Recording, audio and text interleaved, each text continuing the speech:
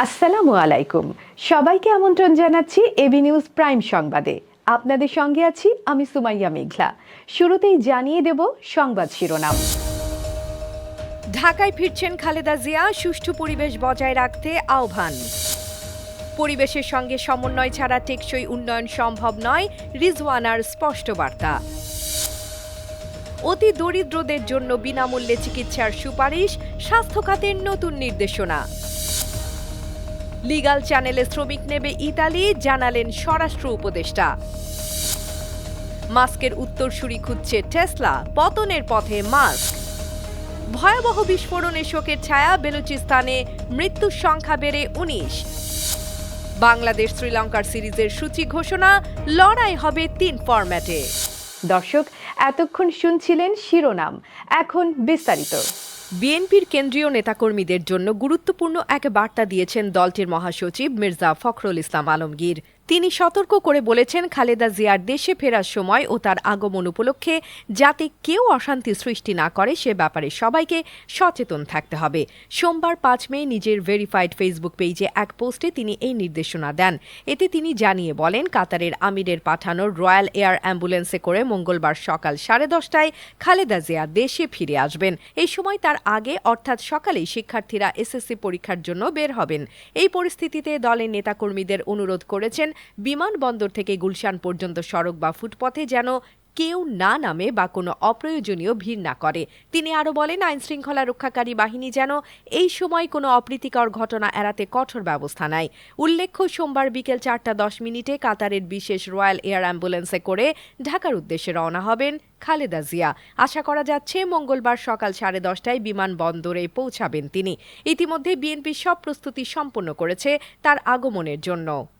পরিবেশ, বন ও জলবায়ু পরিবর্তন মন্ত্রণালয় ও পানি সম্পদ মন্ত্রণালয়ের উপদেষ্টা সৈয়দা রিজওয়ানা হাসান একান্ত স্পষ্ট করে বলেছেন, খাদ্য নিরাপত্তা, কৃষি ও প্রাণ প্রকৃতি এই 3টি বিষয়ের সমন্বয় ছাড়া টেকসই উন্নয়ন কল্পনা করা অসম্ভব। উন্নয়নের নামে পরিবেশের ধ্বংসকে তিনি এক প্রকার অগ্রহণযোগ্য বলে অভিহিত করেছেন। উপদেষ্টা আরও জানান, পরিবেশকে মূলধারায় আনতে হলে আমাদের মানসিকতা পরিবর্তন করতে হবে। তিনি বলেন, খাদ্য নিরাপত্তা নিশ্চিত করতে হলে পরিবেশের রক্ষা ও কৃষকের স্বার্থ সংরক্ষণ একসঙ্গে চলতে হবে। উন্নয়নের নামে পরিবেশের ক্ষতি হবে, এই ভাবনা চিন্তার অবসান ঘটাতে হবে। তিনি দৃঢ় ভাষায় উল্লেখ করেন, শিল্প দূষণ বন্ধে কার্যকর ব্যবস্থা নেওয়া জরুরি। তবে এর বিকল্প হিসেবে বলা হয়, হাজার হাজার শ্রমিকের কর্মসংস্থান হুমকির মুখে পড়বে। এই অজুহাতটি যেন আর না শুনতে হয়।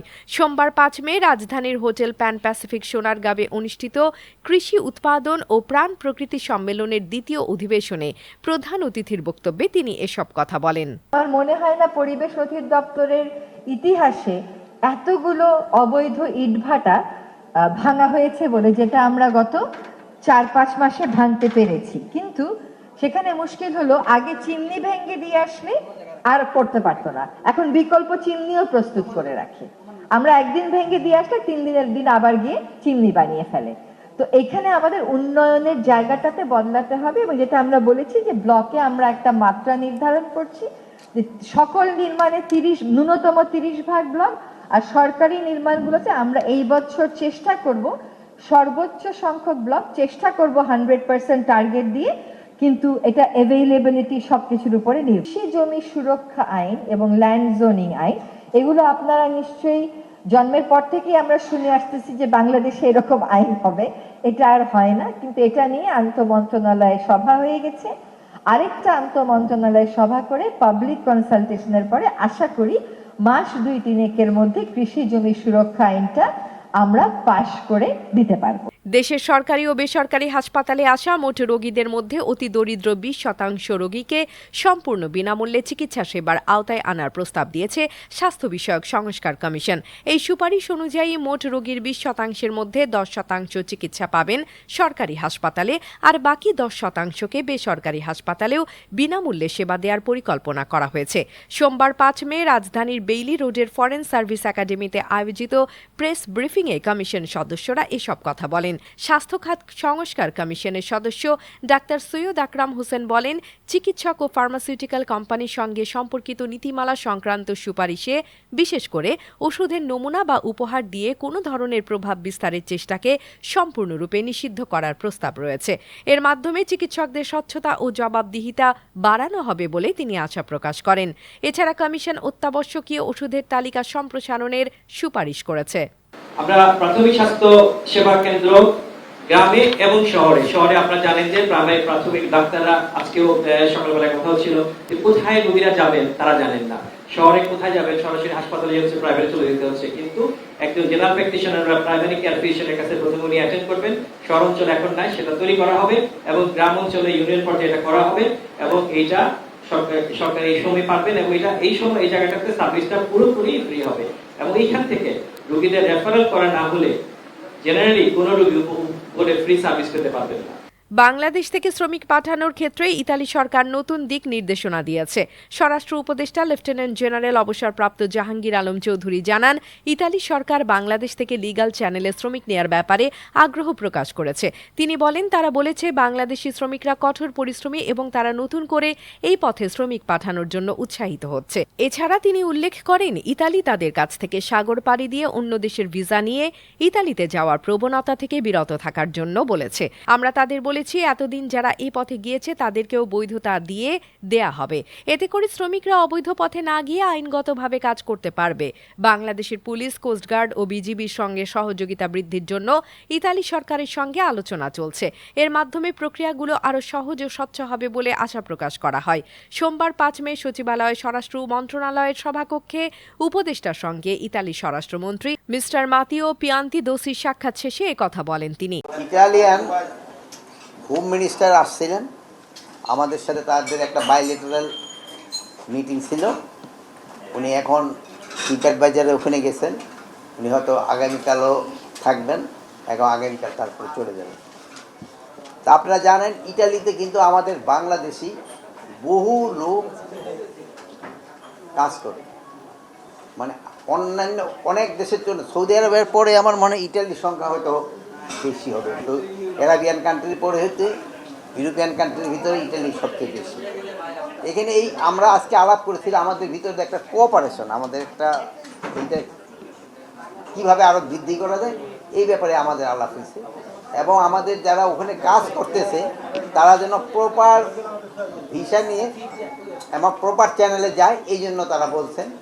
যেন আপনারা জানেন যে অনেক সময় অনেকে আছে যে যারা হয়তো সৌদি আরবিয়ার ভিসা নিয়ে গেল বা অন্য লিবিয়ার ভিসা নিয়ে গেল বা অন্য যে কোনো কান্ট্রির ভিসা নিয়ে গেল, তারপর ওখান থেকে আবার ইটালিয়ান ভিসা না দিয়ে চলে যায়। এটা যেন না করে, এটা যেন বলছে ওনারা প্রপার বাংলাদেশ থেকে যেন ভিসা নিয়ে যায় এবং ওনারা আমাদের দেশ থেকে আরও বেশি লোক নিতে আগ্রহী। যেহেতু বলছেন যে বাংলাদেশি লোকরা ওখানে খুব ভালো কাজ করেন এবং তারা খুব হার্ড ওয়ার্কিং এবং তারাও ইটালিয়ান ইকোনমিতে একটা বড় ধরনের কন্ট্রিবিউট করে যাচ্ছে। এটাই ছিল আমাদের আজকে আলোচনার বিষয়। অপরদিকে সম্প্রতি এনসিপি নেতা হাসনাত আবদুল্লার উপর হামলার ঘটনার প্রসঙ্গে তিনি বলেন, এই ঘটনায় ইতিমধ্যে 54 জনকে আইনের আওতায় আনা হয়েছে। যারা এই ধরনের ঘটনা ঘটানোর চেষ্টায় আছে তাদের কাউকেই ছাড় দেওয়া হবে না বলেও স্পষ্ট করেছেন। আমরা এটা যেন না হয়, অলরেডি আমার মনে হয় 52 জন গত রাত্রে অ্যারেস্ট করা হয়েছে। 54 জন গত রাত্রে তাদের আমরা আইনের আওতায় নিয়ে আসি। 54 জন আইনের আওতায়। এরকম ধরনের ঘটনা যারা ঘটাতে চেষ্টা করবে তাদের কাউরই কোনো ছাড় দেওয়া হবে না। আসছে নতুন এক যুগের সূচনা হতে যাচ্ছে টেসলার জন্য। ইলেকট্রিক গাড়ির দুনিয়ায় অসামান্য স্থান করে নেওয়া এই প্রতিষ্ঠানটি এখন নতুন করে ভাবছে তাদের প্রধান নির্বাহী কর্মকর্তা সিইও হিসেবে কার হাত ধরে এগোবে ভবিষ্যৎ। বিশ্লেষক ও সূত্রের খবর অনুযায়ী শেয়ার মূল্যের ক্রমাগত পতন এবং বিনিয়োগকারীদের মধ্যে বাড়তে থাকা অস্থিরতার প্রেক্ষাপটে টেসলা নতুন সিইও খুঁজতে শুরু করেছে। এই পরিকল্পনা সম্পর্কে দ্য ওয়াল স্ট্রিট জার্নাল এক বিশ্লেষণাত্মক প্রতিবেদনে উল্লেখ করেছে। বিস্তারিত দেখুন প্রতিবেদনে। টেসলার ভবিষ্যৎ ঝুলছে নতুন নেতৃত্বের সন্ধানে। একটি বড় প্রশ্নের মুখে, যেখানে এলন মাস্কের স্থলাভিষিক্ত খুঁজছে বিশ্বের অন্যতম জনপ্রিয় বৈদ্যুতিক গাড়ি নির্মাতা এই প্রতিষ্ঠানটি। শেয়ার দরপতনের ধাক্কা, মাস্কের হোয়াইট হাউসে অতিরিক্ত দায়িত্ব এবং বিনিয়োগকারীদের উদ্বেগের প্রেক্ষিতে বোর্ডের সিদ্ধান্তে নতুন একজন সিইও খুঁজে বের করার জন্য বিশেষজ্ঞ সার্চ ফার্ম নিয়োগ দেওয়া হয়েছে। তবে মাস্ক নিজে এই সিদ্ধান্তের ব্যাপারে কি জানেন বা জানেন না তা স্পষ্ট নয়। অন্তর্বর্তী সময়ের জন্য বোর্ডের পরিকল্পনায় রয়েছে একজন স্বাধীন পরিচালক নিয়োগের বিষয়। ওয়াল স্ট্রিট জার্নাল জানাচ্ছে, প্রায় 1 মাস আগে শেয়ার দরপতনের কারণে এবং হোয়াইট হাউসের কাজে মাস্কের অতিরিক্ত ব্যস্ততা বিবেচনায় এই সিদ্ধান্ত নেওয়া হয়। বর্তমানে মাস্ক যুক্তরাষ্ট্র সরকারের ডিপার্টমেন্ট অব গভর্নমেন্ট এফিসিয়েন্সিতে দায়িত্ব পালন করছেন, যেখানে বছরে 130 দিন হোয়াইট হাউসে কাজ করতে হয়। এর পাশাপাশি কোম্পানির শীর্ষ কর্মকর্তাদের সংখ্যা 20 জনের বেশি। প্রতিষ্ঠানের সম্ভাব্য উত্তরসূরি হিসেবে নাম উঠে এসেছে বেশ কিছু বিশিষ্ট ব্যক্তির। তাদের মধ্যে রয়েছে জেবি স্ট্রবল, যিনি টেসলার সহ প্রতিষ্ঠাতা ও বোর্ড সদস্য এবং বর্তমানে রেডউড ম্যাটেরিয়ালসের সিইও। টম ঝু ডিউক ইউনিভার্সিটির MBA ডিগ্রিধারী এবং টেসলার সিনিয়র ভাইস প্রেসিডেন্ট। অভিজ্ঞতা ও নেতৃত্বের জন্য বিভিন্ন প্রার্থী যাচাই বাছাইয়ে রয়েছে। টেসলার ভবিষ্যৎ অটোমেশনের নেতৃত্ব দেয়া এই দৃষ্টিভঙ্গি বহন করার মতো যোগ্য উত্তরসূরি খুঁজে পাওয়া কঠিন। AB news desk report. পাকিস্তানের দক্ষিণ পশ্চিম প্রান্তের মরুদ্যানের বুক চিরে এক অশুভ ছায়া নেমে এসেছে। জ্বালানি ট্যাঙ্কার বিস্ফোরণে প্রাণহানির সংখ্যা এখন দাঁড়িয়েছে 19-এ। এক সপ্তাহের নিষ্প্রভ অন্ধকারের পর এই করুণ সত্যতা প্রকাশ্যে এলো দেশের সরকারি কর্মকর্তাদের মুখ থেকে। আন্তর্জাতিক সংবাদ সংস্থার রিপোর্টে উঠে এসেছে এই হৃদয় বিদারক তথ্য, যেখানে জানানো হয়েছে নস্কি জেলার এক মার্কেটের কাছে ঘটে যাওয়া ভয়াবহ এই ঘটনা। সম্প্রতি একটি তেলবাহী ট্যাঙ্কার উল্টে গিয়ে ভয়াবহ আগুনে জ্বলতে শুরু করে। স্থানীয় ভাষায় ওই দিন নস্কি এলাকার এক জনপ্রিয় মার্কেটের কাছে ঘটে এ অঘটন। ট্যাঙ্কারটি উল্টে পড়ার পর এর মধ্যে থাকা তেল সংগ্রহের জন্য জনতা ভিড় জমায়। ঠিক তখনই এক ভয়াবহ বিস্ফোরণ শূন্যে ছড়িয়ে পড়ে। ঘটনাস্থলে ছড়িয়ে পড়ে মৃত্যুর শোকগাথা, আহতের যন্ত্রণার শব্দ। কমপক্ষে 60 জনের অধিক আহত হন, যাদের শরীরের অধিকাংশ অংশ পুড়ে যায়। প্রাথমিক তদন্তে জানা গেছে এই বিস্ফোরণের মূল কারণ ছিল একটি চক্রের ইরান থেকে চোরাচালানকৃত তেল পাচার। এই চক্রের লুকানো অপকর্মের জন্যই এই ভয়াবহ দুর্ঘটনা ঘটেছে। এ মাসেই সংযুক্ত আরব আমিরাতের দিকে রওনা দেবে বাংলাদেশ ক্রিকেট দল। এরপর পাকিস্তানের বিপক্ষে সিরিজ শেষে আগামী মাসে শ্রীলঙ্কার বিরুদ্ধে দ্বিপাক্ষিক সিরিজ খেলবে টাইগাররা। এই সিরিজের সময়সূচি প্রকাশ করেছে শ্রীলঙ্কা ক্রিকেট SLC, যেখানে দেখা যাচ্ছে বাংলাদেশ 3 ফরম্যাটে লড়াই করবে। পাকিস্তান সফর শেষ করে দেশে ফিরে বাংলাদেশ ক্রিকেটাররা 13 জুন শ্রীলঙ্কায় পৌঁছাবেন। সেখানে 17 জুন শুরু হবে প্রথম গল টেস্ট, যা শেষ হবে 25 জুন। কলম্বোর সিংহলি স্পোর্টস কমপ্লেক্সে অনুষ্ঠিত হবে এই টেস্ট সিরিজের শেষ ম্যাচ। এরপর 2 জুলাই শুরু হবে প্রথম ওয়ানডে, যা হবে কলম্বোর প্রেমাদাসা স্টেডিয়ামে। পরের ম্যাচ অনুষ্ঠিত হবে 5 জুলাই একই স্টেডিয়ামে। তৃতীয় ও শেষ ওয়ানডে হবে 8 জুলাই পাল্লেকেলেতে। সবগুলোই ম্যাচই দিবারাত্রি খেলা হবে। সিরিজের পরবর্তী অংশ হবে T20 সিরিজ। প্রথম T20 অনুষ্ঠিত হবে 10 জুলাই পাল্লেকেলেতে। এরপর 10 জুলাই ডাম্বুলায় দ্বিতীয় ম্যাচ। সিরিজের শেষ ম্যাচ হবে কলম্বোর প্রেমাদাসা স্টেডিয়ামে। এই সব ম্যাচই হবে দিবারাত্রির। বাংলাদেশের এই দ্বিপাক্ষিক সিরিজটি বিভিন্ন ফরম্যাটে এক নতুন চ্যালেঞ্জের মুখোমুখি করবে দলকে। দর্শক, এতক্ষণ আমাদের সঙ্গে থাকার জন্য ধন্যবাদ। সর্বশেষ সংবাদ পেতে ভিজিট করুন আমাদের ওয়েবসাইট www.abnewsinternational.com এ। সেই সঙ্গে নিয়মিত ভিডিও নিউজ পেতে আমাদের ফেসবুক পেজ ও ইউটিউব চ্যানেলে চোখ রাখুন।